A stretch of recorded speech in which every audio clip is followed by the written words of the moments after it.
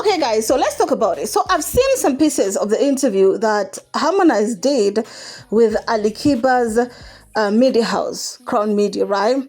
And of course, they did that interview on Harmonize's studio, Konde Gang, that is.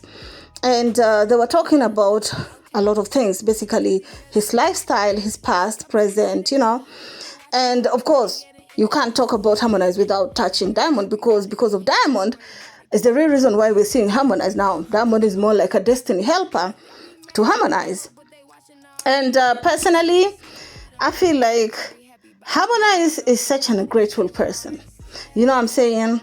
Because considering that he's doing this interview next to ALIKIBA, who have a problem with Diamond, I feel like him continuing to be shady was coming off like he's trying to simp, or rather, he's trying to be a good boy to ALIKIBA. Or rather, I feel like if he wanted to look good to the public, to be honest, in my opinion, I feel like he could have acknowledged the goodness that he got off of Diamond, because let's just keep it back. What Diamond has done, ALIKIBA haven't. When it comes to bringing up new artists, successful artists who are able to compete next to Diamond Platinums, okay? Diamond brought in Rayvanny, Harmonize himself, Bosso, and all these artists, ALIKIBA have a song with them. You know what I'm saying? So that is giving low-key hypocrisy, if you ask me, on ALIKIBA's side, because I don't know what they're trying to achieve. Him sitting there and Harmonize just trash talking down on Diamond Platinum's recording label. I don't get it. To be honest, after watching that interview, I don't know how I feel about ALIKIBA, to be honest. I don't know how I feel about him. So, of course, they started off with how he got off of WCB, of course, and what really transpired. And according to him, okay, what he felt when things did not go the way they were supposed to, which he was supposed to stay there because with WCB you did at least 10 years is the contract, right? And this is what he said, yo. I just want to be bigger na baadaye nitakaa chini na timu tunaambia kwamba you know what I want to do ABC. Nilikuwa naamini kwenye Drake and Rewind what they did kwenye Young Money Cash Money, got the point. That was my vision. Lakini baadaye kaja tofauti kidogo.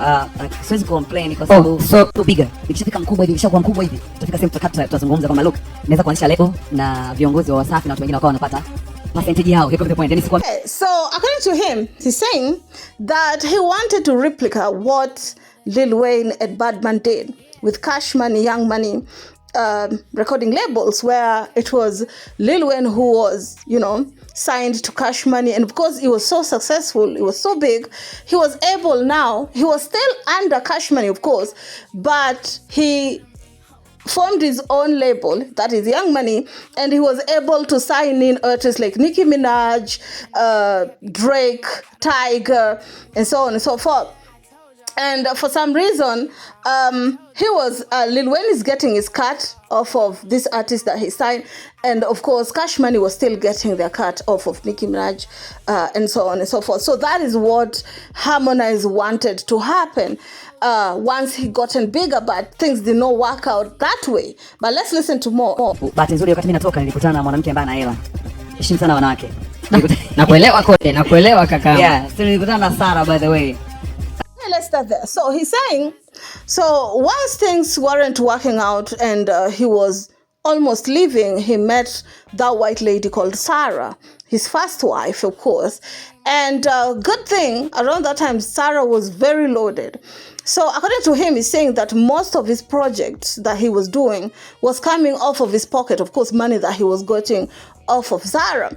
But whenever he was shooting these music videos, doing charities, looking all bougie, people used to think that it was WCB who were making all these things possible, while in reality, it was the money that he was getting off of his woman, Sarah, that was helping with shooting the music video and, of course, doing these charity works. So added, by the time he was leaving Wasafi, he had like 59 music videos, okay?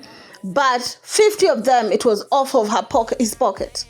But, of course, 9%, nine videos were the only ones that Wasafi Wasafi's project that funded, but 50 of the music videos, it was off of his pocket.